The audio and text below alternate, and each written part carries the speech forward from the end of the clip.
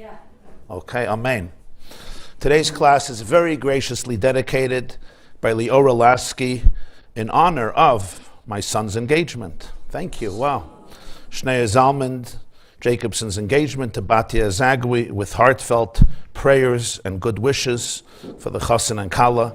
Also dedicated by Leora Lasky with heartfelt prayers for the swift return of our slain hostages so that they can be returned to the Holy Land and brought to Kever Yisrael, and dedicated also to the yeshiva.net with prayers that you be a eternal channel for Hashem's Torah for all of the Jewish people. Thank you so much for your dedication and friendship in the past and the present and the future, and we really appreciate it. And amen to all your blessings. Okay, you could see there's one source sheet, and they're always posted on the yeshiva.net if you ever want to retrieve it later, where the classes are also streamed, hopefully, and available for replay as well, the yeshiva.net. The first source is from a prayer that was said on Sukkot. It's a very interesting tefillah. As you know, every day of Sukkot, there's a section of the davening called Hoshainus. And during the Hoshainus, basically, the people take the lulav and the esrog and walk around the bima once and have a very special text in which we ask Hashem, Hoshayna, which means please help. Hosha means from the word Yeshua, like Lahoshia, to help, and Na means in Hebrew please, like Anna, please. Hoshayna Rabbah, we do it 7 times around the bima. In one of those Hoshaynas, there's a very interesting prayer. As you'll see, it's your first source. Hoshayna nefesh mi bahala Hoshayna. Or in the tune that it's usually done in most shuls, Hoshayna nefesh mi bahala Hoshayna. Translated, please help a soul from panic. Nefesh means a neshama, a nefesh is a soul. The word behala, like mavhil, lahavhil, means panic, fear, dread, anxiety. So please help out a soul, mi behala, from anxiety, from panic, from dread. And we say again, Hoshayna, please help. And in these 2 words, literally, or these 4 words, Hoshayna, nefesh, bebahala, Hoshayna, we have a fundamental prayer, because usually most of the prayers is about produce and rain and sustenance and salvation on many different levels.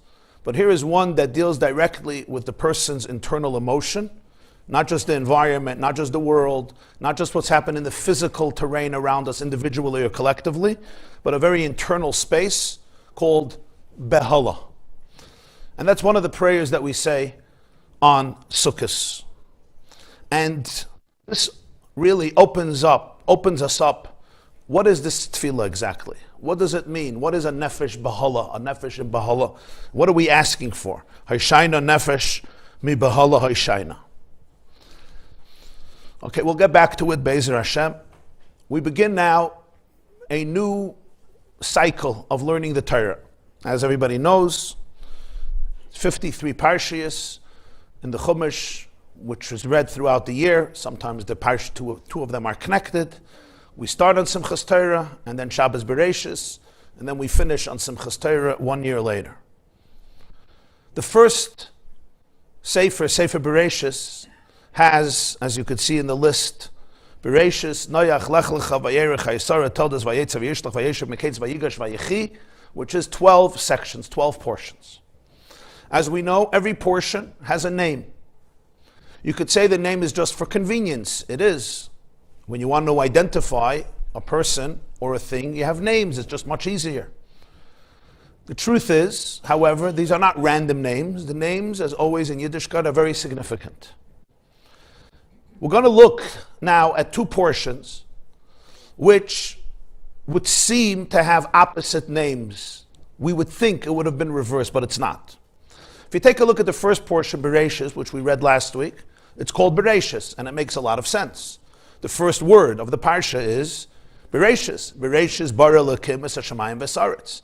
Also in content, the beginning. It's the beginning. It's the beginning of everything. Bereshis means the Genesis. It's called Genesis, the book of Genesis. So Bereshis is a wonderful name. It's the first word of the portion. It actually represents the theme. Great.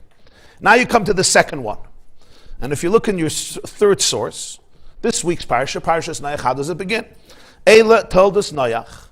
Noach ish tzadik tamim haya b'deraysa v'salakim misalach Noach. These are the offspring, these are the children of Noach. Noach was a righteous person, he was wholesome in his generations, he walked with Hashem. The name of this week's Parsha is Noach. It's not the first word of the Parsha, it's the third, right? You see, Eila Toldos Noach. Now, why the third word, why not the first word? The answer would be, because Eila is just an intro word. Eila just means this, right? It doesn't have a theme in it. And usually the name says something. So we skip the word Eila, so we don't have the word Eila. Okay, what's the second word of the Parsha? The second word is Toldos. What's the third word? Noach. Which name does this Parsha get? The third word, Noach. Okay. But here's where it becomes a little strange. Because just in a few weeks, we're going to have another Parsha called Toldos. How does that Parsha begin? Eila Toldos Yitzchak. Exactly like Parshas Noach. This is Eila Toldos Noach. This is Ve'eila Toldos Yitzchak. And what's the name of that one? Toldos. You see what's unfair over here? This is discrimination against Noach.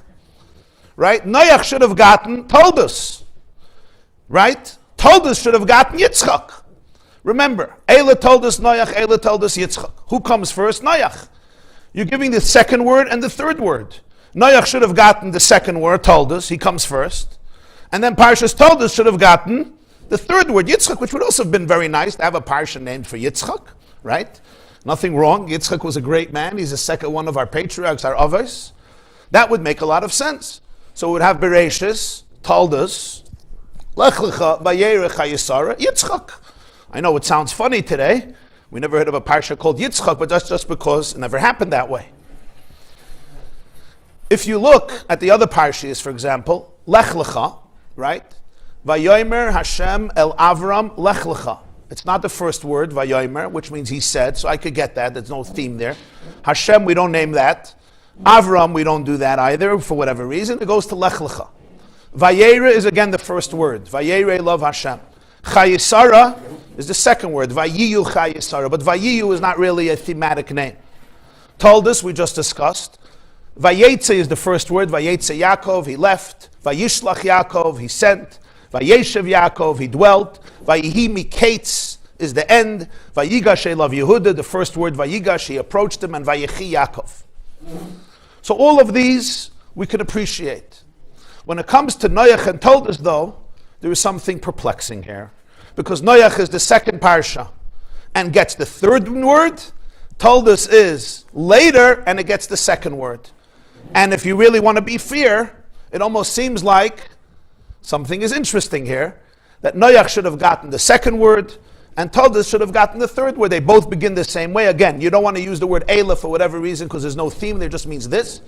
Now, we can't name one Parsha, two Parshas with the same name. It would be very confusing. So I understand we can't name them both Toldos. Because then when you say Parshas Toldos, we don't know what you're talking about. So we need to differentiate. But if you're already differentiating, right? So if anyone here was appointed on a committee to choose names for the Parshas, I know you weren't appointed on that committee. At least not consciously. Unconsciously, I don't know. But consciously, none of us were. But if you were on a committee to decide, and they asked you, we have Noach, we have Toldos, they both begin exactly the same way, Eila Toldos Noach, Eila Toldos Yitzchak, we have to differentiate. We have two words we can use, either the word Toldos or the word after that. What would anybody say? Let Noach get the Toldos, and let Toldos get the Yitzchak. Noach comes first, let it get the second word. Toldos comes afterwards, let it get the third word. What happened is, that's not what happens. Noach gets the second word, Noach gets the third word, and Yitzchak Toldos gets the second word. Now somebody might say, what's the big deal? These are just names. They're random. You just need a name. So you called it Noach, you called it Bereshis, you called it Toldos. Who cares? It's just an identifying feature to be able to know what we're talking about. But that's not the case. Because these names weren't chosen randomly. They were chosen by great people, great sages, G'dolei Yisrael, who were extremely meticulous and precise. What is more, these names were accepted by Jews literally all over the world, universally. It becomes like a minig Yisrael, which we say minig Yisrael, Torah, who our sages say, a minig of the Jewish people has the status of Torah. The Baal Shem Tov teaches that even what happens to a leaf, a seemingly random leaf that falls off a tree, is significant. The way the leaf rolls and where it ends up is part of the orchestrated, divine calligraphy.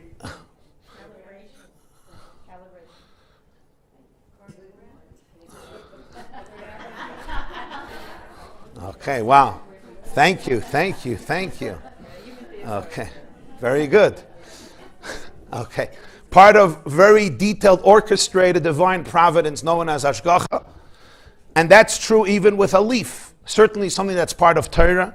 Certainly something that was accepted by the entire Jewish nation as part of the Jewish calendar and as part of the way we refer to Torah, and it has become sanctified and hallowed by our people for hundreds or thousands of years. There's certainly something significant about it, especially when we think about a name. In Lashon Kodesh, the sages teach us that names in Hebrew are not random. They actually describe the essence of something.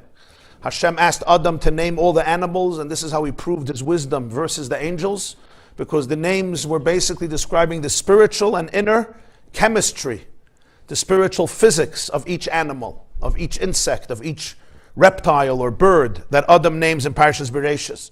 The Gemara says Reb Meir Dayak B'Shma. Reb Meir used to be very, very sensitive to people's names. He saw in the name a lot. That's why Chas v'Shalom, when somebody is ill, they'll sometimes add a name at the Torah, because a name is like a channel of energy. The name is a channel for their energy. So that means it's also not only true with objects, it's also true with Parshas. So the names are significant. Besides all of this, as we said, on the most basic level, if anybody rational had to make a decision, it seems that the order would have been different.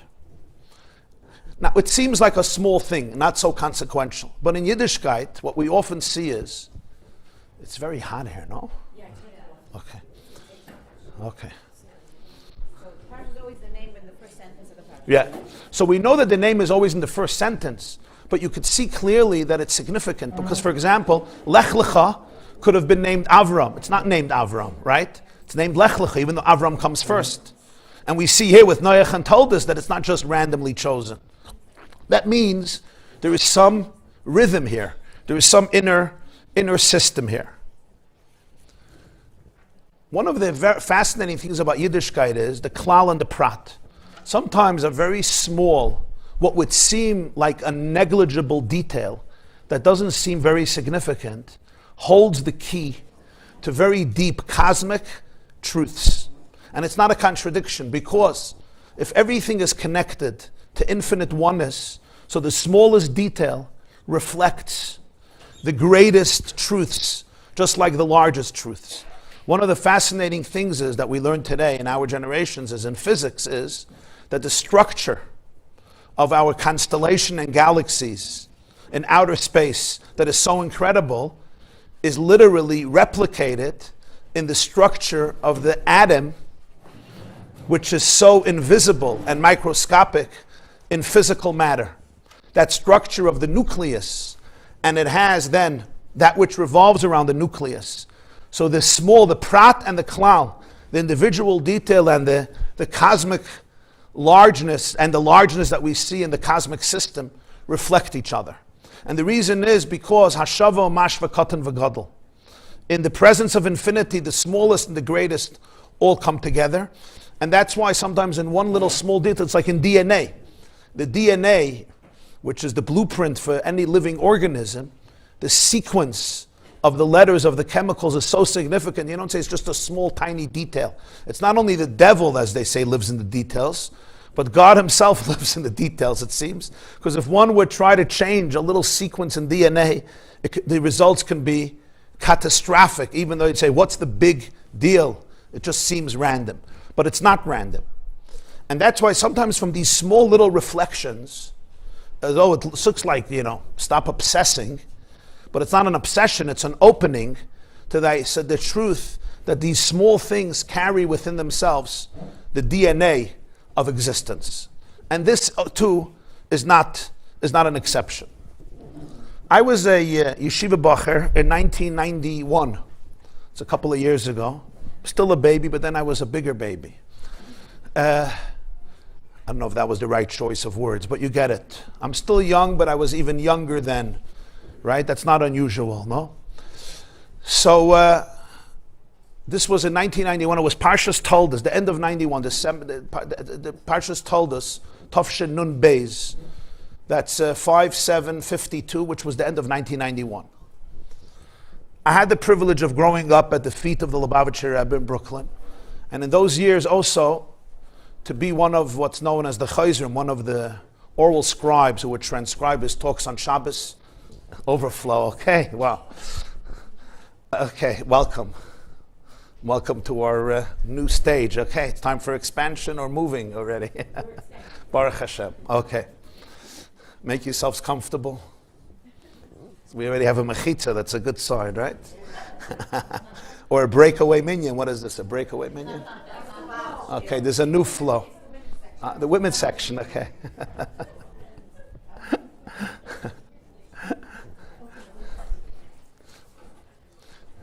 So I had the privilege of transcribing the Rebbe's talks on Shabbos and Yom Tov. It was a team known as Chayzrim Oral Scribes. And it was 3 times that week of Parshas Toldos that the Rebbe spoke. And each time he addressed this question again. It was Monday, it was actually the convention of the Shluchim, and he asked this question. And then it was again Thursday, Rosh Chodesh Kislev, and then Shabbos, Parshas Toldos. And he gave an answer to this question. And I was there, it's many years already. The Gemara says in Maseches Avodah Zarah that sometimes it takes 40 years for a student to truly grasp the depth of what their teacher was saying. We learned this out from Parshas Kisaveh. Moshe Rabbeinu told the Jewish people, "V'lo nasan Hashem lechem leiv ladas, einayim lirois, oznayim lishmaya ad hayom hazeh." God has not given you a heart to perceive, eyes to see, and ears to hear until today. And the Gemara says, really? Moshe was talking at the 40th year. He's been teaching them for 40 years. So Rabbi says that ad arbayin shnin loikai inish adaita de Rabbi. It takes 4 decades for a student to grasp the depth of what their teacher was saying. It was there, but the person needs to learn it for 40 years until they can grasp it. I heard it then, but I recently went back to it, almost 40 years later, 33 or 34 years later. And I think I understood a new depth in the explanation to this, what would seem not such consequential comment, and yet really very profound, because it seems that this very question about Noach and Toldos and the Rebbe's answer to it really opens up a vista to a very deep reflection about life that I think today, I can't say it's more relevant than ever, but it seems quite relevant. And for this we need to understand one little introduction, and that is that Torah is infinite. The Arizal says that every pasuk in Torah and every mitzvah in Torah has 600,000 interpretations in Pshat, 600,000 interpretations in Remez, 600,000 interpretations in Drush, and 600,000 interpretations in Sod. We know that Torah has different layers of understanding it. Pshat, Remez, Drush, Sod. Pshat is the literal, Remez is the homiletical, Drush are all the interconnections, and Sod is the mystical, the esoteric. And each layer is real, it's significant. It's just like any physical object has so many layers of interpretation. I could look at something and then I could use a microscope and then I could use a better microscope, and there's so many different layers of reality, and they're all true and they complement each other and they're all part of one holistic reality. So the Arizal says in each one of the 4 pardes, which means a garden, Pshat, Remez, Drush, there's 600,000. Why? Because every soul has its own interpretation. And there's 600,000 collective souls. Now you say, that doesn't make sense. How can that be? And really the answer is because it comes from a source that's infinite. And because it's infinite, so even 600,000 is just a number, and it's deeper and deeper and deeper and deeper. As the Navi says, Aruch HaMe'er, it's mido rechava mini yam. The Torah is longer than the size of the earth and broader than the size of the sea, of the ocean. So therefore, everything can be deciphered and unraveled on many, many different layers, physically and spiritually and emotionally and psychologically, and Pshat and Remez and Drush and Sod. And here too, this Noach Toldos perplexing issue has within it a hint, a Remez. And like everything in Torah, it's nitzchis, it's timeless. Even though it happened so many years ago, these names. But it still remains extremely timeless and relevant. And the message here is, you had a choice of two portions. One of them had to get the name Toldos. One of them had to get another name. It would have made sense that the first one should get Toldos, the second one should get Yitzchak. But the order was intentionally, obviously, reversed. The first one got Noach, the second one got Toldos.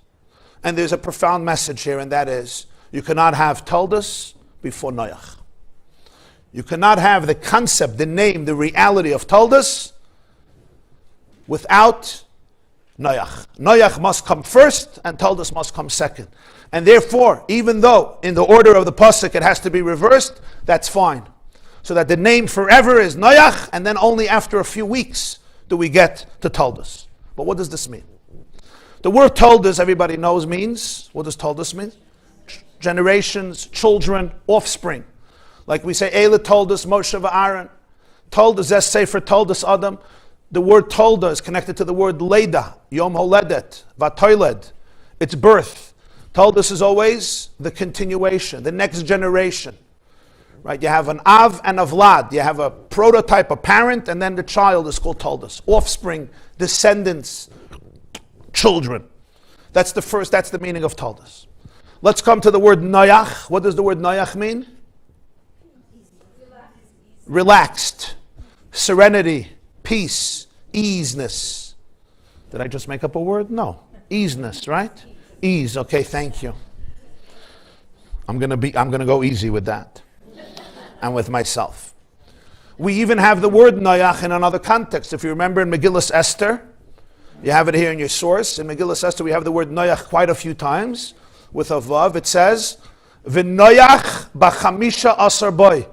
They fought a war in Shushan. They fought a war not only on the 13th of Adar, but on the 14th. And when did they rest? On the 15th, which is why we have Shushan Purim. Or it says, V'Noach me oivehem. They rested from their enemy. So Noach represents the end of conflict, the cessation of war. We even have it in the word Shabbos, in your next source. It says in Parshas Bereshit, everybody knows this pasuk, Vayishbois b'yom hashvi. Hashem rested on the seventh day. If you look in Targum Onkelos, you have it here in your next source. What does Onkelos say? V'nach b'yom hashviyah. Again, he uses the word nun ches, which is connected to the word menucha. So the Aramaic translation of Shabbos, which everybody knows means rest, tranquility, serenity, is noch, noyach, menucha. Like we call it menuchas Shabbos. Right? Menuchas avo and adava, menuchas emes ve'emunah. The Medrash in the beginning of Noach emphasizes this very emphatically. The Medrash says, you look in your next source, the third to the last source, Medrash Rabbi Reish Parshas Noach, Eila Toldos Noach, Noach. And he says, why does it have to say twice Noach? It should have said Eila Toldos Noach. Just say Eila Toldos Noach and move on. And the Medrash says like this, Naicha loy, Naicha la'olam. There was Naicha. Naicha means there was serenity. There was easiness. There was peace for him and for the world. Naicha la'avos, Naicha la'banim. There was peace for the parents and peace for the children. Naicha la'alyonim, Naicha la'tachtainim. There was peace for the higher reality and for the lower reality. Naicha ba'olam haza, Naicha la'olam haba. So Noach means that there's a double portion, a double dosage of menucha, of serenity. So we have the concept of Toldos as children, and Noach means serenity. Come the names of the Parsha and teach us something very profound. And that is, before you have Toldos, you first need to have Noach. Before I can engage in the work of Toldos, which means raising children, first I need to cultivate what's called Noach, which means serenity. It's true with two types of Toldos. There are biological Toldos, and there are spiritual Toldos. Biological Toldos, we all know what that means. I don't have to explain it to this room. That means the children we give birth to, the children we raise, the children we impact, and we biologically give birth to them or raise them, or both. And then, of course, there's also the spiritual Toldos. If you look in the next source, Rashi says, Eila Toldos Noach, Noach ish tzaddik. And the question is, you should right away tell us who his children are. Don't tell me that he's a tzaddik. I want to know who his Toldos are. Rashi says, Limdach she'ikar Toldoseyim shel tzaddikim masim tovim. The primary Toldos of tzaddikim, of good people, are their good deeds, which means there are two types of children. There are the physical children, of course, the physical Toldos. But whenever you impact somebody, even if you didn't physically give birth to them, that's also a child. Every good deed you put into the world, that's a child. The people we touch, the people we ignite, the people we inspire, the people whose souls and hearts and sparks we help kindle, those are all spiritual children. The Gemara says, "Hamalamed ben chavei Torah ma'alav akasav kili yoldai." When you teach somebody, it's a form of birth, because there's physical birthing and there's spiritual birthing. Sometimes there's birthing a new emotion, birthing a new soul, birthing a new awareness, birthing a new lease of life. I once asked somebody who's a big healer, I said, what do you do? This person says, I'm involved in the work of Tchiyas HaMesim. I try to resurrecting the dead. I'm like, wow, okay. There's different forms of birthing. And even if it's sometimes a small thing, but it's basically the productions, the fruits that we bear. There's physical fruits, and then there's the emotional fruits and spiritual fruits. That's what Rashi is saying. Maisim Tovim, the light that you plant in the world, those are Toldos. They continue after us. They have an impact. Whether it's people that we impact, the world we impact in one form or another, those are spiritual Toldos.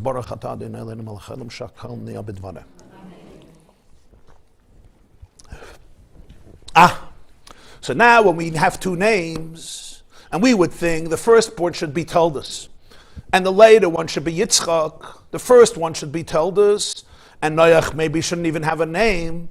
So these names, which themselves have deep remez, are teaching us something. At least it's a remez, it's a hint. And the hint is Noach before Toldos. And that's how this system works. Because if you look, what's the name of the first Parsha? Bereshis. What does Bereshis mean? The beginning, the Genesis. It's the beginning of everything. Everything starts all over again. What's the second name? Noach. Serenity. So after the Bereshis, the second step right away is Noach. And then after that, a few weeks later, we can come to Toldos. On a very practical level, very often, we can engage in Toldos without Noach. What does this mean? We can raise children, grandchildren, students, disciples with pressure, with stress, with anxiety, with guilt, with shame, with a heaviness. There's so much to do, there's so much to accomplish, there's so many duties, there's so many obligations, there's homework, there's chores, and so on and so forth. Just to keep up with what we call living a successful, normal, productive life could be a real challenge, or at least an endless pressure. So actually the modus operandi is, Noach, you have nothing to do with your life? You're now going to sit on a couch and sip an iced coffee on me? Some people have that inner voice. This is what you were created for? You know what has to get done in this house? You know what it takes? What are you, a couch potato? What are you, a spoiled brat? That's, some of you are like nodding. I don't know why, but okay. I'm not gonna sit and analyze that, but think about it. So this is sometimes very counterintuitive, that actually the most important prerequisite is Noach. The most important prerequisite is an inner sense of menucha. That Yiddishkeit, by reversing what we call reversing the yotzers, by reversing the names, is teaching us something fundamental. Noach precedes all. Right after Bereshis comes Noach. If I want to raise healthy children, happy children, balanced children, God willing, normal children, who love themselves and love people, who love God and love humanity, who can love others and be in meaningful, deep relationships, wise and sensitive, perceptive, and yet also firm and confident, with fear of Hashem, love of Hashem, Avos Hashem, Avos HaTorah, Avos Yisrael. What's the prerequisite before Toldos? Noach. Naiche derucha. A sense of calmness, a sense of inner peace, what we call menuchas hanefesh, menuchas haguf, noach. Soul, serenity in the soul and serenity in the body. That's why it's noach. There's serenity in the mind, but the nervous system is absolutely chaotic and dysregulated. So there's noach, naicha b'elyonim, naicha b'tachtonim. In my higher reality and in my lower reality. Sometimes in my higher consciousness I can have serenity. But the bottom line is in my body, I'm a mess. I'm a complete mess. So there's two noachs here. Naicha b'elyonim, naicha b'tachtonim. And the same is true with spiritual Toldos. If I'm involved in masim tovim, doing good deeds, generating spiritual children, generating mitzvahs, but it's coming from a place of deep pressure and anxiety and guilt, we undermine our efforts. We actually defeat the purpose, and we sometimes create something much more external, superficial, rather than something deep and enduring. The more a person can go inward and work on their own inner serenity, noach, your Toldos become so much more successful because there's a deep space of serenity that fuels it from a deeper place. You know, I was once telling a Hatzalah member, I told him that I was suggesting certain changes of life patterns. So he told me, I don't have time, you know how busy I am. So I gave him a little metaphor. I said, imagine you're driving a patient to a hospital. God forbid somebody needs emergency care. And the one near you tells you there's no gas in the ambulance. We have to stop for gas. And you say, I don't have time to stop for gas because this is an urgent situation. And you know the end of the story. The ambulance broke down on the highway and nothing happened. Filling up gas is not called luxury. I'm spoiled, I'm taking away from my responsibility. It's the opposite. It's what allows you to help the people you help.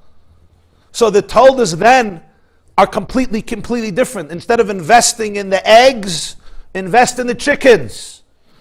Sometimes I'm busy with more eggs, I need another egg, but now the chicken is dead.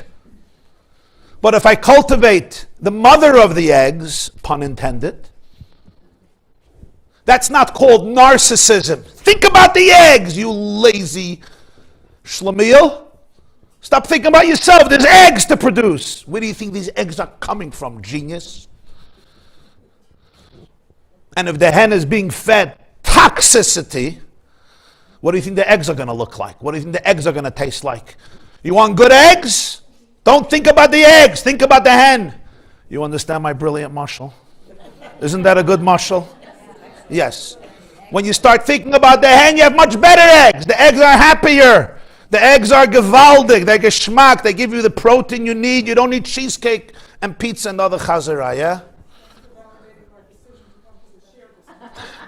Wow. What did it come at expense of? I don't know if you want to share. Oh, wow. Wow. Oh, wow. Wow. Mazel tov. Okay. Of course, I understand.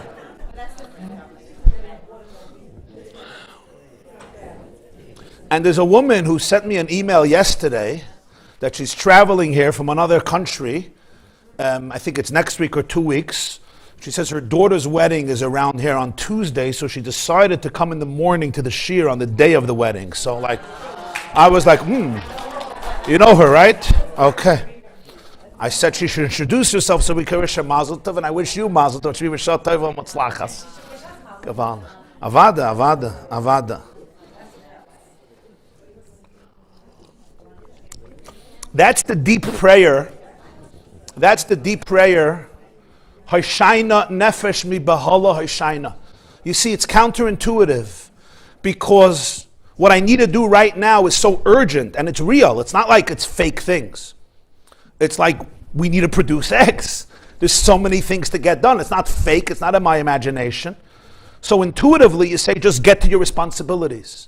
But what we often don't understand is that that's going to be exactly as deeply powerful as where it's coming from.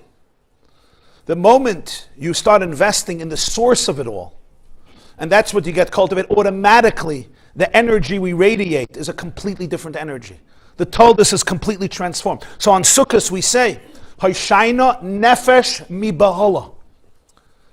One of the worst things for a soul is when it's in a state of bahala. Panic. It's overwhelmed. It's anxious. Hoshayna nefesh mi bahala. But what do you mean? There's so many things. Of course I should be anxious. What am I, crazy? So that's what we have to really understand. In other words, it's very nice to say this, but what am I supposed to do? Relinquish and abandon and become neglectful and become apathetic like some other people I know? Nothing gets done, and then they completely relinquish all their obligations and duties. I would feel horribly guilty. It's going to be much more stressful. And that's why intuitively we say, of course, let the nefesh be bahala. The more panic, the better. Even sometimes coping mechanism is the more anxiety, the more you produce.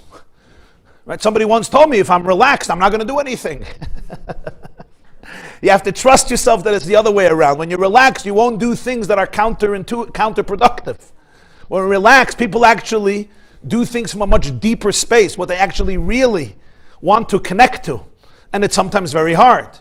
Especially if I learned to get my validation from my productions, from my Toldos. So now that's the place I go to. More Toldos. Sometimes people become workaholics. Guy once told me he spends 18 hours a day in the office. He says, I need to prove to all the people that work there how much they need me. That's what he told me. I need to prove to them how much they need me. That's the thing. And it could happen on so many different levels. And sometimes I'm even involved in righteous things. Like, it's not like it's good things. It's Toldos. It's Masam Tovim. But is it a distraction in order to compensate for a very deep void? And then actually, it's much more skin deep. The impact is much more skin deep. Because it's rattled with anxious energy. Or it comes from a very deep place of Noach, of Menuchas HaNefesh, of Menuchas HaGuf. And that's what we say, Ana, Hoshayna nefesh mi bahala, Hoshayna. Save my soul from going into that space of panic, of confusion, of anxiety, of complete dysregulation. The person who remains anchored in their center is living in a different space. And the light that this person radiates is a completely different type of light. Who is not attracted to a heart that is serene?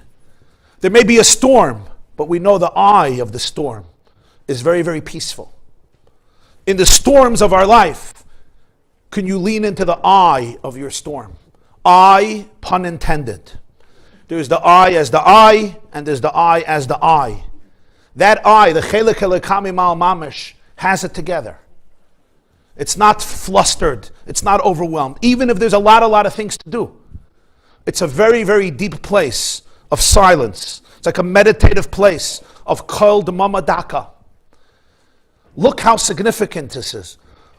Really, the worst name for this Parsha is Noach. What's the whole Parsha about? A flood. Really, that's your name for a flood? You have no better name? That's what you call serenity? Achavei to such serenity? Let's read the story. We're expecting Noach. Okay, we're going to read a story about this guy who lived in bliss, some island at the Riviera with his wife and children, and the world was perfect. It was gewaldic. Instead, it's like the worst catastrophe, cataclysmic, on an absolute level. Really? This is the Noach? Talk about a name that doesn't represent the essence? But that's exactly the point. Because it's a grace of chachma to be Noach, in heaven. The real idea of nefesh mebahala is, I have what to panic about. Of course I can go into panic. And if you're more sensitive and you're more spiritual and you're more open, Yosef Das, Yosef Machov, it says in Mishle, people who have more Das feel more pain. If I'm more superficial, things could be easier. The less superficial you are, anybody relates? Okay. You could start seeing things unraveling. It becomes very complex. And that's when the person really needs to master the Noach. And especially when there's Toldos. It's often, it happens often because sometimes. How does it work with a diamond being produced under Good question. You mean the pearls, the oysters? There's a lot of times under pressure the best payers come out, under duress. Right. Okay, very good.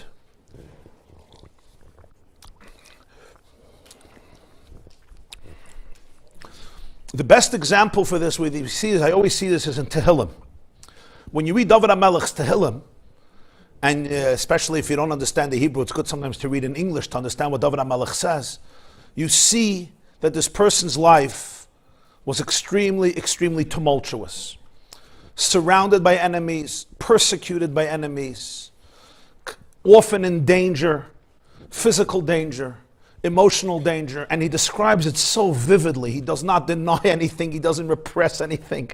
It's so vivid, it's so visceral. I mean, how he describes his pain and his challenges and the people he's dealing with and the suffering he's going through. But then in one moment, there's a kapitel at the end, Kuf Lamed Aleph, in 131, David HaMelech has an expression, and it's almost like over there, he conveys his secret. David HaMelech says, Im loy shivisi v'daimamti nafshi kagamol alei imoi kagamol alei nafshi. There's a part of me that's shivisi, that's very, the word shivisi? Settled. V'daimamti, there's a silence, domain, very silent. My soul feels like a gamul alei imoi. Gamul is an infant who's nursing in the bosom of its mother. You could see the face of the infant after it finished nursing, that calmness. The infant knows about no issues in the whole world. All I know is I got my milk, and now I'm waiting for the burp and for the nap. And after the burp, it's even better, because now it's just a nap, at least another half an hour until your life gets turned over again, upended. Nafshi kagamul alei imoy. Really? This is how you felt? He wasn't 1 month old anymore. He was a king. He was a leader. He had a lot on his plate. It was not simple. But that means that he knew how to go into a specific place where he was like a child in the bosom of Hashem. Nafshi kagamul alei imoy. Kagamul alei nafshi. This is a space where the frequency of surrender meets the frequency of faith, meets the frequency of trust, meets the frequency of serenity and the frequency of bliss. It's very easy to lose it because nefesh mibahala, I can go into panic and it makes sense and I have good reasons and I have a checklist and there's around 399 things to do and the cleaning lady did not show up. You know those days. And your teenagers are both having an attitude, and your 9-year-old decided to become a teenager on you, and your 7-year-old also decided to become a teenager this morning. So the ceiling is falling in, everything else is falling in, and you said you're going to make a Sheva Brachas tonight, which you anyway didn't want to, but you were guilted into it by your sister-in-law, and as a result of that, it's one of those days. And we're not going to talk about your mother-in-law told you this morning, and what somebody else told you this morning. I can go into that space, and there's justification. And there are duties and there are responsibilities. I can't just run away to New Zealand and neglect my family. David HaMelech, though, is teaching us, this is the Noach before the Toldos. It's checking in. It's checking into that space and it's nurturing it. And a person needs to know what they need in order to be able to come home back to their anchor, back to their essence, back to their soul, and not feel guilty about it. And that's why Noach is basically give your heart peace. Give it that gift. That space where there's no jealousy, where there's no negative competitiveness, where there's no fear and panic and dread and overwhelming. I don't have to copy anybody. I don't have to impress anybody. I'm not living for other people. It's not about what other people are going to think. A very deep place of L'cha Mar Libi, Bakshu Panai, as Panecha Hashem Avakish, as we said in L'David Hashem Mayri. Sometimes mothers, fathers can know this well if they're self-aware. A child will turn to mommy and say, Mommy, why are you so anxious? Why are you so upset? Why are you so terrified? Why are you so angry? And the mother will simply say, I'm not angry. I'm not angry. I once heard a child ask its mother, why are you screaming? Why are you screaming? The mother said, I'm not screaming. Who was right? She wasn't screaming, but inside she was hollering. Her thunder was so loud that it had to remain silent. Her body was screaming. Her energy was screaming. And children are so sensitive to this. So instead of going to Toldos, why do you say I'm screaming? I'm not screaming. Divrei chachamim b'nachas nishmayim. As somebody once screamed, Divrei chachamim b'nachas nishmayim.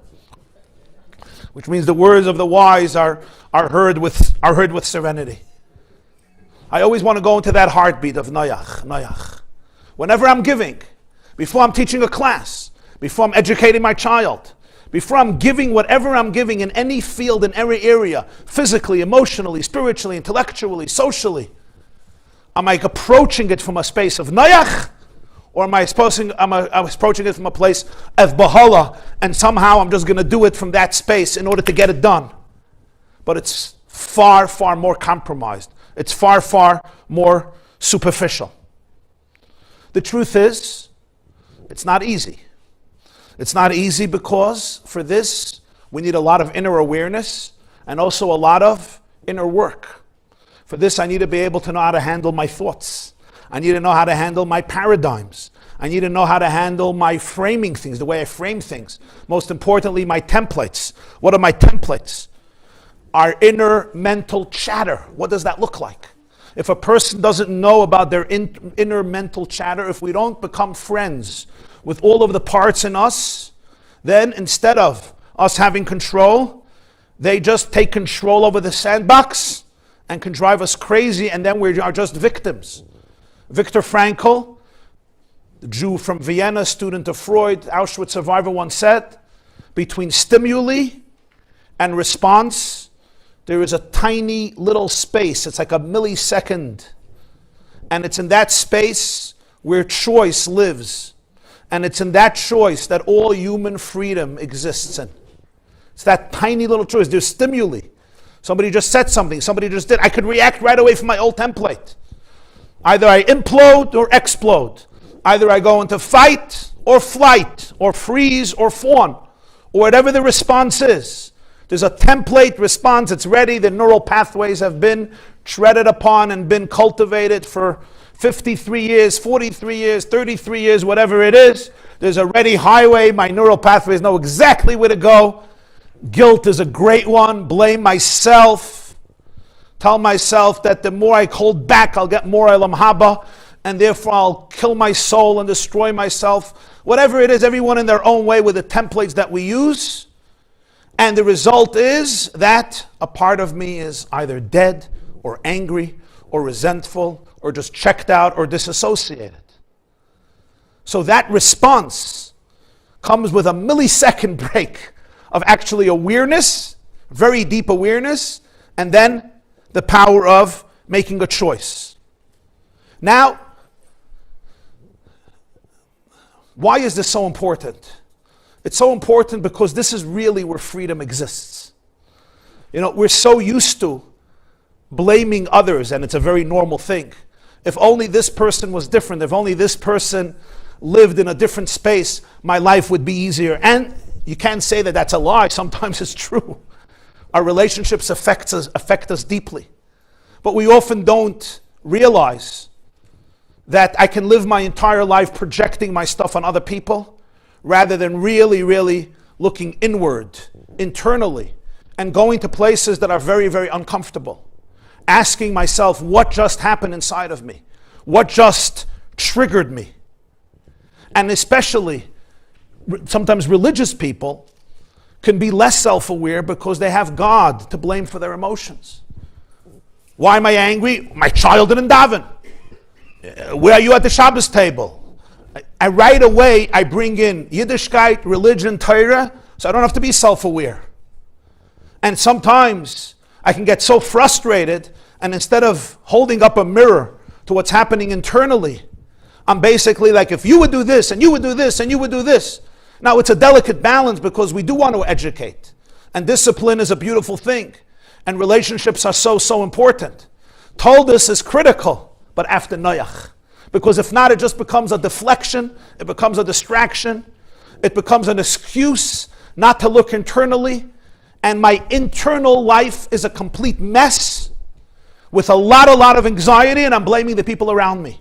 And this is where a person needs to be really, really honest about themselves and ask, before my children, am I really a happy person? Is your relationship with Hashem making you blissful?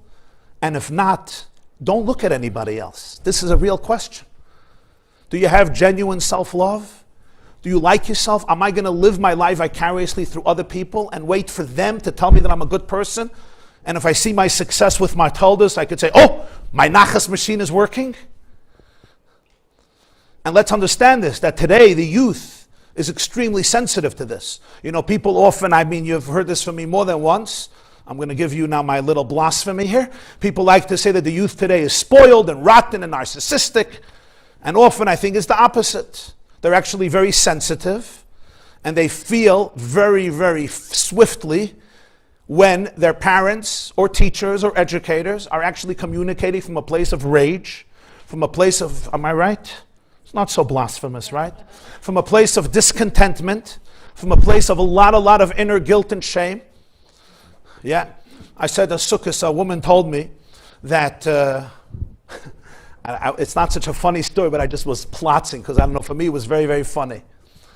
This woman was telling me how her daughter basically her daughter was going away to seminary.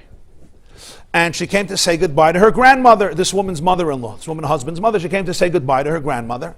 And all her friends came to the house to say goodbye before she was going to the airport. And they were all crying. And this girl who was traveling was hugging them, and they were crying and hugging.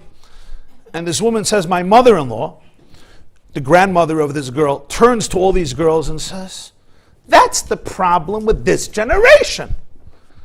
So her grandmother says, what? She says, you're all so busy feeling you can't get anything done. You're all so busy feeling you can't get anything done. That was her comment. The woman says, I was triggered terribly by my mother-in-law. Okay. I said, what about your daughter? My daughter was laughing. She's like, Bubby, you're hilarious. Bubby, you're hilarious. All right. I said, why the difference? She says, because I suffer from this. My daughter already doesn't deal with this. But it was such an interesting comment. In many ways, what this grandmother was saying is, I love you, and I want you to do what I did. What I did was, I knew if I'm going to be busy feeling, I won't get anything done. So we shut down a certain part, and we get things done. And the less you feel, the safer you are, the safer everybody around you, quote unquote, will be. The more productive you'll be. Everybody will have what they need. Life will move on, and you'll be happier also. I asked this woman, did it work in the family? And she said to me something so wise. She said, the less my mother-in-law could feel, the more all of us felt her stress. She was trying to save us from uncomfortable feelings. But her shutting down all her feelings caused us all to feel constantly how miserable she is. It was a very profound perception. She was actually trying to protect her family. Feelings can be painful. They're painful. There's a reason we say, show up. Don't become a zombie and a robot sitting in therapy for 99 years. My mother, my sister, my father, my this, my that. Get on with your life. A lot of speeches you'll hear. Just think positively and do well and focus on the goal and have bitachon. Beautiful words, but sometimes with terrible, terrible bypassing. And the ones who rejected her are those who are sensitive. And they're like, I don't want to shut down my heart in relationships. When you're living in a generation before Geula, a relationship means full, holistic, heart to heart, intimate, open. But for that, I need to be able to feel all the blockages also. What is blocking this bliss? Why is there no bliss?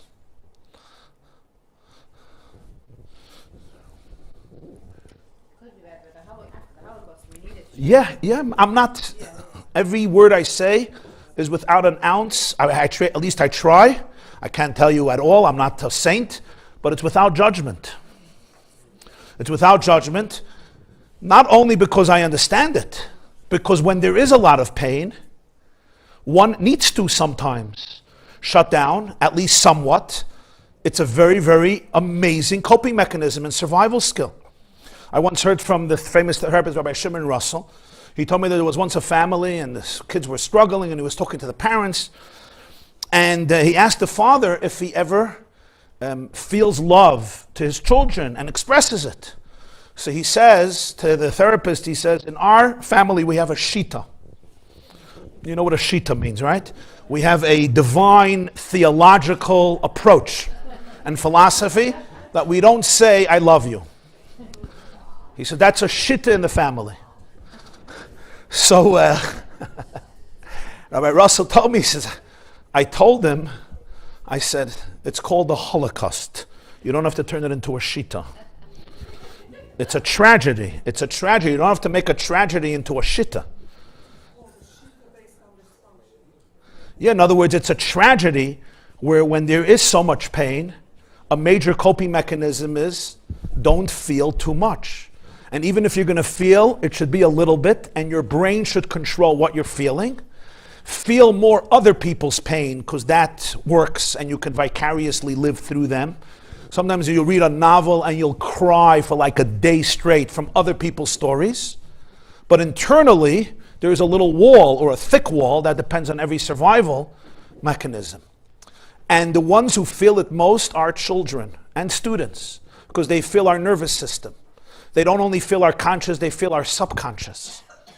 They know when their heart is open. I once heard from a mother something also very profoundly emotional. And she told me, she said, I would rather stand in the kitchen for 3 hours every night, cook up the best dinners for my children, rather than sit with them and play and look them in the eyes. I said, why? Why? And she said, because when I'm making the potatoes and the kugel and the chicken and the meatballs and the spaghetti and the kale salads and the spinach salads and the mango salads, they don't need my heart. So I actually feel I'm giving to my children without a heart. And it works. There was so much awareness in that. I'm standing there, and if somebody says I'm not having Mesiras Nefesh for my children, I am. They have good dinners when they come home. I didn't have that when I came home. I had to look in the refrigerator for food. My kids will never tell you that they didn't have dinner. They had clean clothes, they had good food, they had a nice home.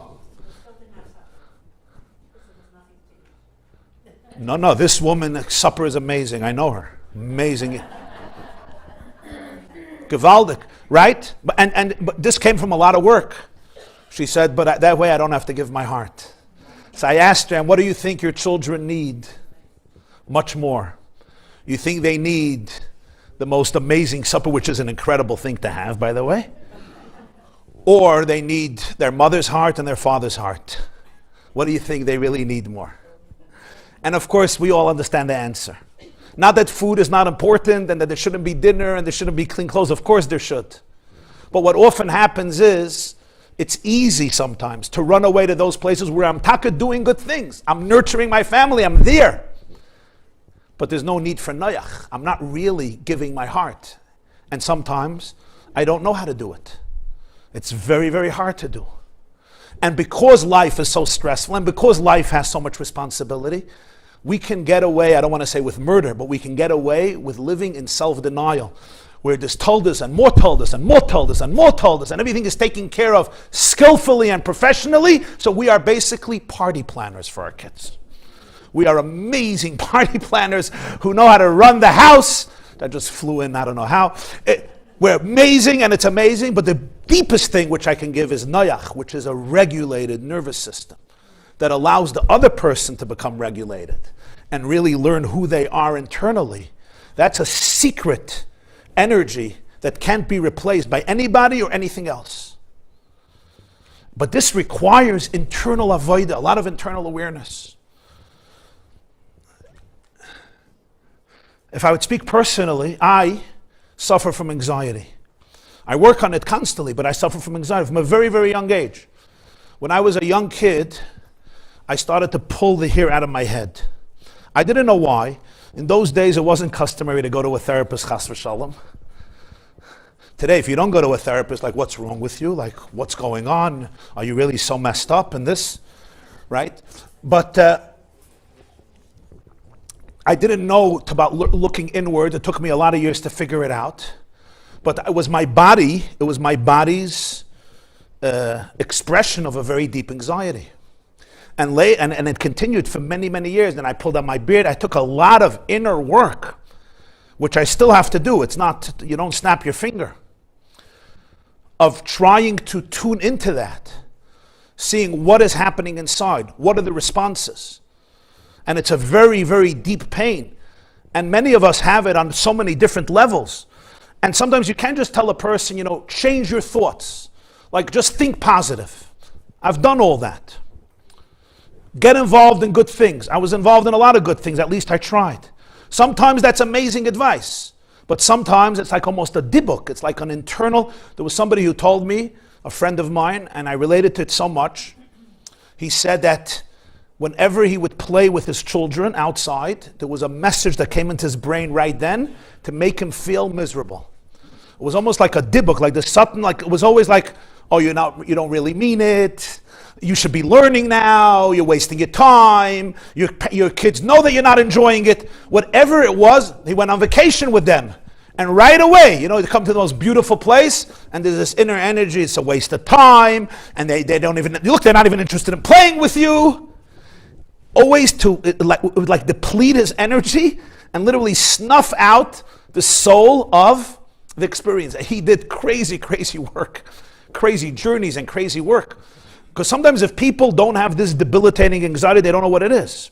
They're like, just do good things. Now, sometimes the best advice is get involved in good things. Stop thinking about yourself. Do volunteer. These are sometimes but sometimes people have debilitating anxiety, and it does not help that other people don't understand it. Unfortunately, I understand it very well internally. That's why I have a lot of empathy towards this.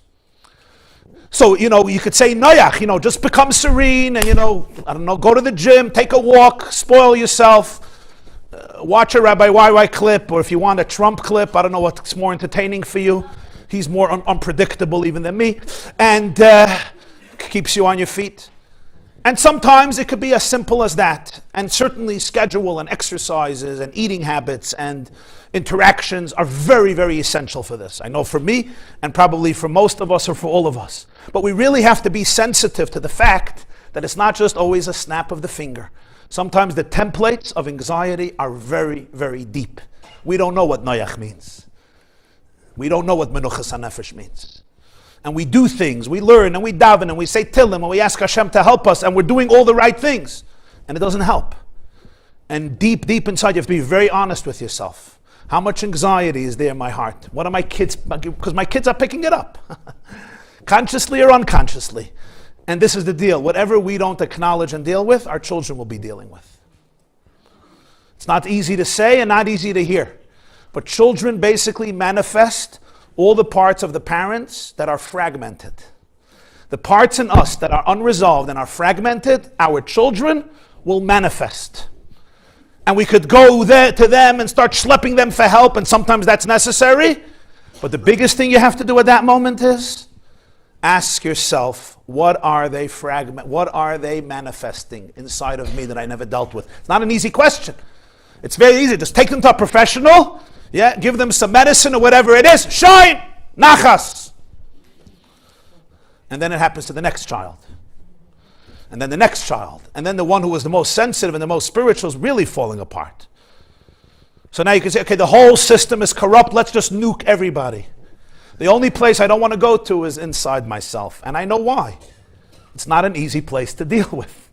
It's much easier to go here and there and point fingers at everybody. And there may be truth to what I'm saying, rather than going into the templates that I have already covered over with a lid and shelved a long time ago. I think I shared with you once a story. There was a Jew whom I had the privilege of knowing. His name was Reb Menachem Mendel Futterfass. He was a Chassid from the Soviet Union.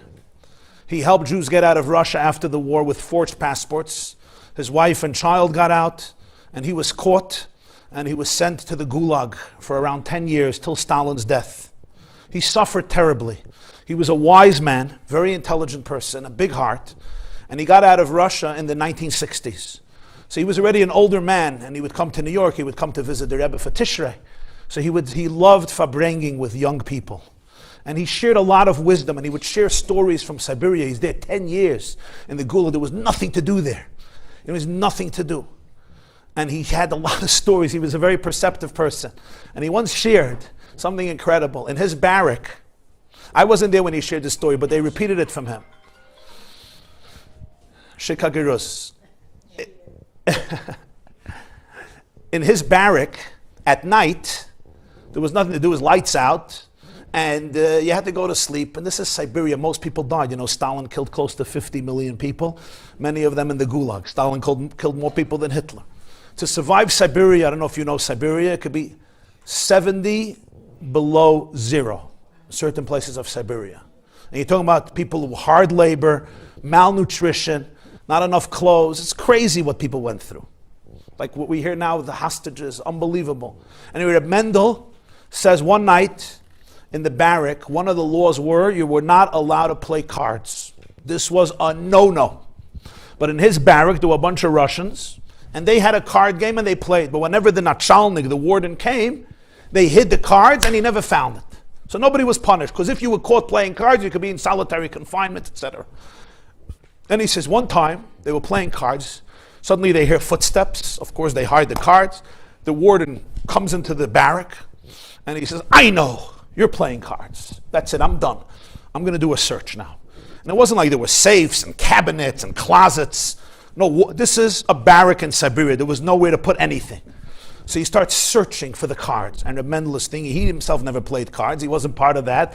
But he thought, okay, that's it. And the guy is searching and searching and cursing. I'm not going to tell you the curse words in Russia, but they're much better than English and even Yiddish. And he's cursing them, and he couldn't find them. And he leaves and he says, I'm still going to get you. The moment he leaves, they close the door, they lock the door, the cards come out, they start playing again. Reb Mendel was perplexed. So the next day he goes over to, the guy over there, and he says, you have to tell me your secret. How did you get away with murder? And he says, this Russian bolvan looks at him and says, listen, Futterfass in Russian.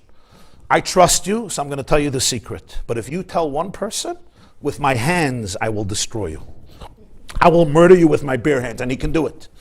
Reb Mendel said, I won't tell anybody. Years later, he said it already in Brooklyn. Years later, it was fine.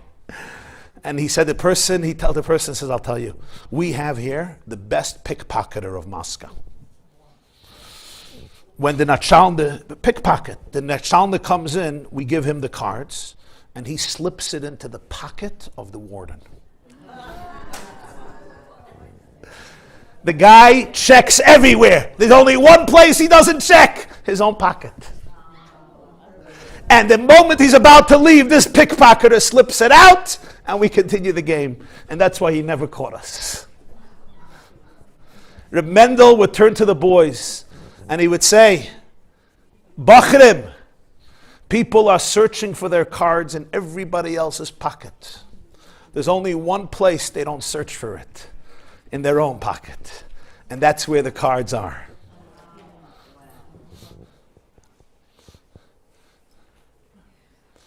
Yet when it comes viscerally in life, it becomes difficult. Because there are so many things around us. It is so easy to get distracted. Let's face it, the people around us are not perfect. Besides my wife. But most people around us, am I right, Gitti? Yes. Okay, thank you. Most people are not perfect. We're flawed, and the people around us are flawed. And yet, the real fortitude, real power is that ability to be able to truly look internally. What is happening here? And is my entire bliss on life dependent on others? And if Yiddishkeit is real, and godliness is real, and my soul is real, why is that relationship not alive? The relationship with God only begins when other people are following this particular path. What about an internal deep connection with yourself? That's where it counts. That's where it happens. And you know what happens? Then you radiate that actually automatically. And everything is transformed in a very, very powerful way.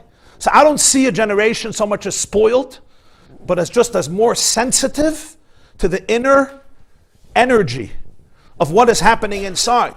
And it's a beautiful, beautiful gift. It's a beautiful opportunity that so many people are not content with external work and showing up, but it's so devoid of real deep relationships and energy. It's a gift, it's an opportunity. There was a poet who once said, many people or most people live lives of quiet desperation. You ever heard that one? Who? Thoreau. Most people live lives of quiet desperation. I'm desperate, but I learned to be quiet about it, even to myself. That's how desperate I am. And it makes sense. It's working when things are functional. You know, why open the hood of the car when your car is driving? And that's why, for those of you sitting in the room that the car stopped driving, consider it a gift. Because you were forced to open the hood. You were forced to look deeper.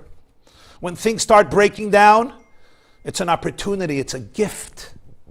It's a gift that not everybody has. I know sometimes it looks like a curse and a destruction of everything, but really I've come to see it as a gift to crack us open from complacency, from smugness, from fear, from panic, from surrendering to the mediocrity of a template that just got used to surviving, to graduating to a place not of surviving, but of actually living. What's the word? Thriving, very good. Living, presence, real presence.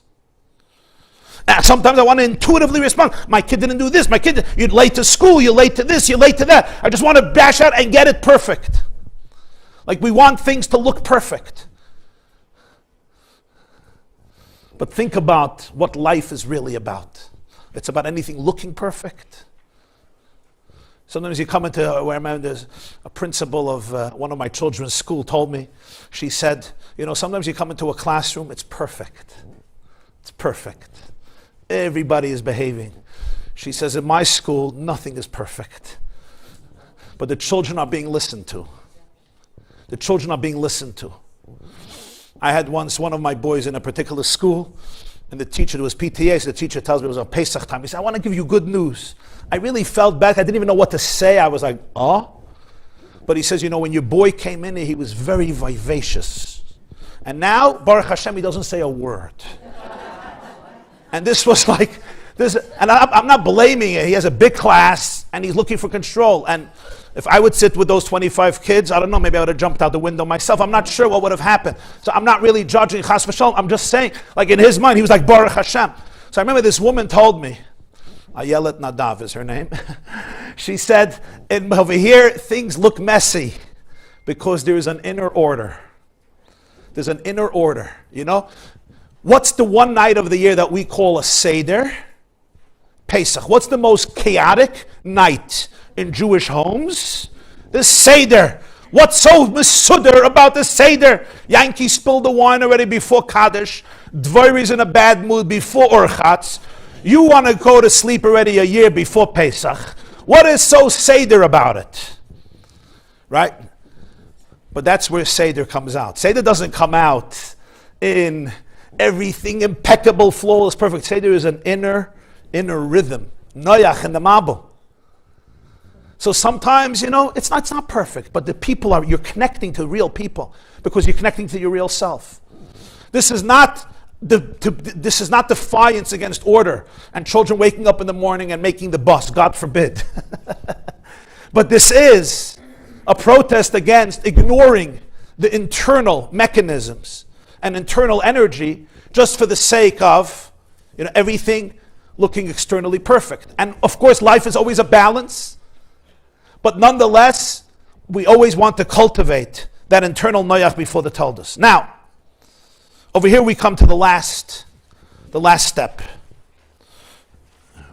And that is, how many thoughts do people have a day, you know? How many thoughts do you think a day?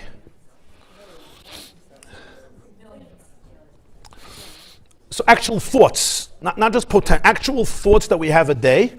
So it's anywhere between 65,000, 75,000. Mahadrim and Mahadrin are 80,000. And maybe in this room, there's some people who do even a little extra to be yotzeh for those of us who do less. So think about the fact that one day, imagine on your to-do list, 75,000 things a day. Now I know for Jewish mothers that doesn't sound so much, right? But actually 75,000 things to do is a lot. Each thought is actually a creature. It's a creation. They have personality and emotion and instinct and luster and flavor and color and even a scent. 75,000 states of consciousness that we go through a day. It's very, very, very powerful. But there are patterns that our thoughts follow. There's patterns. It's almost predictable in many ways, even if the situations and circumstances change. You know, somebody once said that basically when it comes to thoughts, it literally has to be like the tomatoes you see in the store. You look at a tomato and you say, too red, too mushy, too soft, not ripe. Going back to the store, this tomato I like, this is for my salad. You do it with avocados, you do it with oranges, you do it with apples and pears, and sometimes you got to do it with thoughts too. This thought is a tomato, too mushy. This thought is too unripe. It's not denying that the tomato exists, not at all. But it's taking responsibility for the tomato. It's saying, is this really the tomato you want to take home? Is this the tomato you want to cut up and put into your salad? Is this the tomato you want to eat? That's what it means. The tomato is there, but I have to choose what to do with the tomato. There are thoughts, you say, this I'm taking home with me. And then there are thoughts you're saying, you know what? This is a pretty rotten tomato. I understand it. I'm not blaming the tomato. I'm not going into guilt and shame, but I don't think I'm taking this home. I'm not taking this thought and making it my Messiah. This thought is not going to become the dictator of my life. This thought is not going to become my deity. It's part of me. It's teaching me lessons. It's telling me what to work on. It's telling me maybe not to come back to the store. Whatever it is. But that's a real, sensitive approach where a person can appreciate what they're going through, but yet also understand this tomato I need to exchange for another tomato, because I'm not going to dwell in the negativity that I'm guilty, I'm miserable, I'm shameful. Maybe that's the thought. I'm a bad person. I could never get it right. This one hates me. That one hates me. It's time to change the thought. The Baal Shem Tov once said, my son showed this to me, that sometimes your entire Avodas Hashem consists of dealing with one thought that you're having right now. Sometimes that is the entire Avodas Hashem. Let's think about this. I also want to say one more thing in the opposite, and that is sometimes people are always in a state of Noach because they're emotionally dead. It's just important to understand that. That's not what Noach means. You're a popular person, I see. Maybe show her how to make vibrate so we can have it on vibrate. At yodat ech lasot vibrate? Okay. So what happens is, sometimes a person is very relaxed because they stop feeling. They're noyach. But that's equally dangerous because that's a form of death. And the Toldos feel that. Some of us are so disassociated, so emotionally dead, we know how not to get angry. We're like detached. We're detached. Some families are intellectually gifted and they learned to detach emotionally. And they have these words from Tanya called Moyach Shalit al Halev, which they understand to be that the brain is a dictator, and it tells the heart, shut down, you idiot, shut down. We have a shita we don't feel, and we're good, and we do what we have to do, and we produce, and we stop complaining, and we stop whining, and we don't have to whine and whine and whine and whine. And when you stop feeling, you could be productive, and everything is sweet and calm. And they're good people, actually. They're very good people. But yes, because they're so functional. They're so functional. Yeah, they're so functional. Sometimes it's hard to say, sometimes people who lead the most successful homes and schools have learned to shut down their hearts. And they just do what you have to do, and you get it done, and there's a curriculum, and there's tests, and there's exams, and everything is running perfectly. The only thing that's missing is the heart is not present. And it's a coping mechanism. And it's fine. Everybody has coping mechanisms. But the lack of awareness is sometimes so debilitating. Because you think there's something more important that girls or boys in school need than connection, than attachment, than emotional regulation, than attentiveness, than being really, really seen.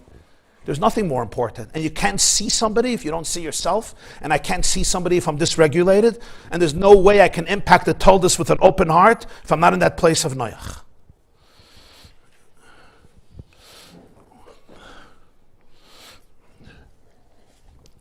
For some of us, Noach is easier. As I said, for some of us, Noach is much, much, much more complicated.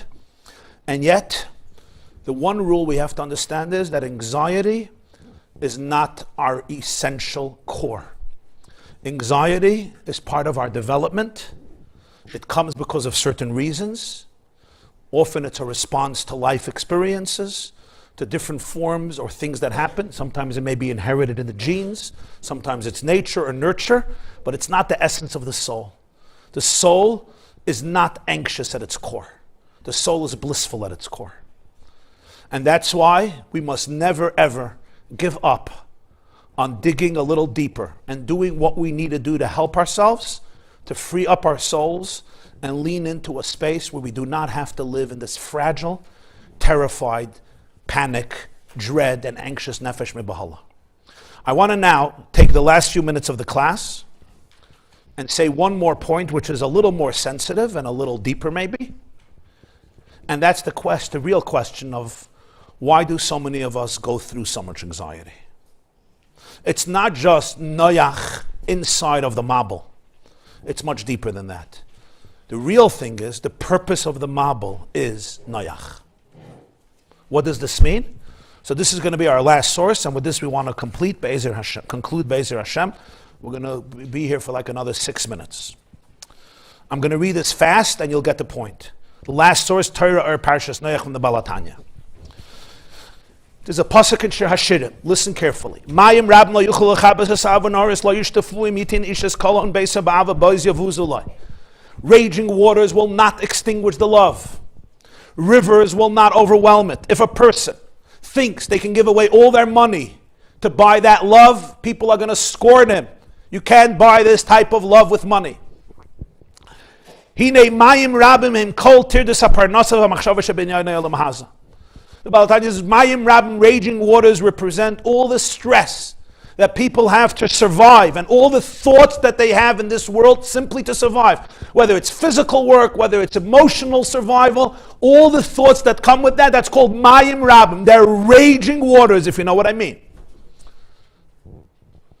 V'im kol zeh lo yuchlu lechabes ha'ava. But these raging thoughts and waters cannot extinguish the love. Shehu b'chinas ha'ava musteres sheyesh b'chol nefesh b'Yisrael b'teva mibchinas nefesh elikis. There's an inner bliss and love that every single soul has, in its very essence, because it's divine. Shekoydem islapshusa b'guf hagashmi hoysa nenis miziv hashchina v'hoysa miyuchedes b'tachlis hayichud bein sof baruch Hu. You must get to know your soul. Before your soul came into a physical body, it was basking in the radiance of the divine presence, and it was completely one with Ein Sof, with infinity. It's literally a derivative of infinite consciousness. Ulezois gam acher islapshusa beguf hagashmi lasik binyanim gashmim sheina nikrayim mayim rabim im kol zeh lo yuchlu lechaboisa meliyos tamid bebchinas avo chukun nefla lalas v'lechalal lamayla.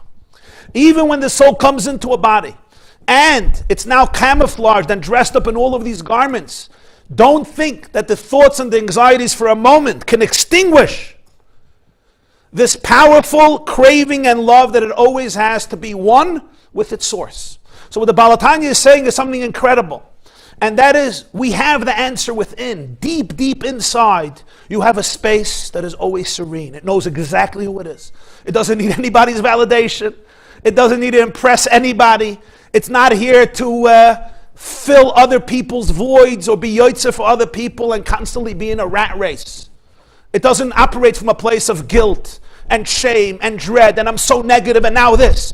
Its actually most natural state is complete intimacy with Hashem's infinity, and there it's fully in a place of bliss. So you say, what? You got the wrong guy. Not me. Not me. Mayim Rabim. You know what's happening in my head. There's chatter, there's this, and this class is going late. Then you know what I still have to do today. And that's from the easier ones. And he says it's true, there's Mayim Rabim, literally raging waters. It's like flash floods. You never see these flash floods? And yet, lo yuchel lechabes hasava. It's water. Water should extinguish fire. But this you can't extinguish. It's a real space of serenity and tranquility. It was there before, it's going to be after, and it's there even when we're in the body. Va'aderabba. But the truth is, it's the other way around. Al yidei hislapshusa b'mayim rabim hanal yechayla lahagia l'madrega hayosa gavaya mekayim sheyarda lo'olam haza. The soul coming into these raging waters allows it to get to know itself and to be sublimated to a space that's even higher than it was before it came down into this world. Which l'chayr, it couldn't have been higher. It was nenis miziv hashchina. It was basking in the radiance of the Shechina. The mayim rabim create something even deeper. And he explains, B'chinas mayim rab manal nikroyim mei noyach. K'may shekasav yeshayin and dalad hashem nishbati me'avor mei noyach oidal aretz kei nishbati miksof alaychem megarbach. The waters of the flood are called mei noyach, the waters of Noach. What a crazy name. What are you blaming him for? The waters of Noach, when he made the flood, he saved us from the flood. It's called in Yeshaya, the Haftarah of this week, Mei Noach, the waters of Noach. Why is it called the waters of Noach? The answer is, Noach hu naicha derucha. Noach means serenity. Shobchinis shvisa, rest ka'adam hashovas me'malachtoi. K'mar shekasav ha'yishbois b'yoyim ha'shvi, v'targumai v'noch b'yoyim ha'shviyah. So why is it Mei Noach? L'zois nikroya Mei Noach, shenasim is a naicha derucha. It's called waters of Noach because the real purpose of every flood we experience is to bring us to a deeper place of Noach. What does this mean, to bring us to a deeper place of Noach? What it means is, and this is something we must say with a lot of sensitivity, a lot of love, a lot of caution.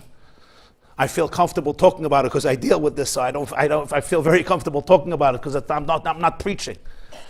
But every flood, psychological and emotional and spiritual, that we deal with or we dealt with in our life, at its essence, it's Mei Noach. It's Mayim to bring us to Noach. You say, no, this flood didn't bring Noach. This flood created havoc or stress or destruction or crazy inner fear or no self-confidence or whatever it is, self-hate, self-loathing. On the surface it did. But if we have the courage to go deep into these painful things, you will see that below the flood, like the eye of the storm, the whirlwind, what is it called? There's another word for the eye of the storm. The vortex. In the vortex of the entire chaos, it's eclipsing. The chaos is eclipsing something that is infinitely precious. What he's teaching us here is not just that we have the ability to emerge from our chaos and anxiety with serenity, but it's much deeper than that. The anxiety itself is covering over a secret. It's almost like your most precious gift in the world is hidden behind your anxiety. Our anxiety developed in order to protect a gift that it did not want anybody to abuse. So it becomes like a shell, like a wall, like a mechitza, like a safe that protects it. The problem is we often throw away the key because we're so afraid of it, and then we have to find it. But we didn't really throw away the key, it's just hidden somewhere. When we have the courage to face our anxiety, when we have the courage to face those wounds that are creating all this internal blame or negativity, you will see that under it, there is so much love, there's so much passion, there's so much creativity. A very simple example for this would be, if somebody, and some of us know this very personally, a lot of people have social anxiety. It's very hard for them with people. Some of you don't know what I'm talking about. Some of you know all too well what I'm talking about. Even when one person walks into the room, your brain is like hypervigilant. It's like we prepare ourselves. Some people don't even notice. Some people, one person walks into the room, relations are dangerous for them. There's a reason for it. One of the reasons is sometimes this child was so filled with love, they wanted to connect with everybody in the deepest way. But the people weren't available for that connection. Mommy was tired or exhausted. Tati had his issues. Whatever. The people weren't available, not necessarily in a bad way. They just didn't even know what it is. Nobody was there for them. They didn't know how to be there for their kids. A 2-year-old doesn't know how to say, my mother is dealing with some serious stuff. Or my father got his own traumas. You know what a 2-year-old says? I don't deserve it. Or I'm too needy. Or my emotions are too overburdening. or I'm too sensitive, or I'm too babyish. You understand? So what does this person do? They close it down. They put a lock on it because they want to be loved. They want to be accepted. They want to be normal. They don't want to hurt their parents. They don't want to feel like they're losers. And that deepest, deepest part of them is now gone, but not forever. You know what? It's hiding behind their anxiety. So now every time somebody walks into the room, I have to be hypervigilant, because if I'm open, like who knows, I'm going to be too real, too vulnerable, too authentic, too loving. I may hug them for longer than 3.5 seconds, and then I'll be like this weirdo. I'll be too emotional. I'll be too open-hearted. They're going to put me in an institution. They're going to say I'm not intellectual, I'm not talented, I don't get anything done, I'm not a buster, I'm not a feinschmecker, whatever it is. And boom, of course I'm hypervigilant. I want to be normal. Who doesn't want to be normal? I don't want to be a meshugana. So really, in a very interesting way, that anxiety, what is it really hiding? It's really hiding your gift. Of course you're full of love. You're an amazing heart. You're a healer. You're a friend. You're actually the most refreshing thing in the world. You know why people like you? Because you're vulnerable, because you're authentic. People have enough shows in this world, there's enough cover-ups. That's your power. Your power is that you're so authentic. What you're so afraid of is your gift. So this whole mabul is really Mei Noach. It's the water that's trying to help me find and bring me to that space. When I have a courage not to run away, but to really go deeper, you will find that those raging, anxious floods hold the key to your deepest serenity, to your deepest internal beauty, to your deepest dignity. And then all your experiences, you'll be able to see, really, we're just helping you finally crack open the fear, the ego, the insecurity, the defense mechanisms, so that you could finally really, really embrace your own Noach. And then your Toldos, everything that comes through you and comes out of you, is saturated with so much beauty, love, and bliss. Have a beautiful and serene week. Thank you. Yes.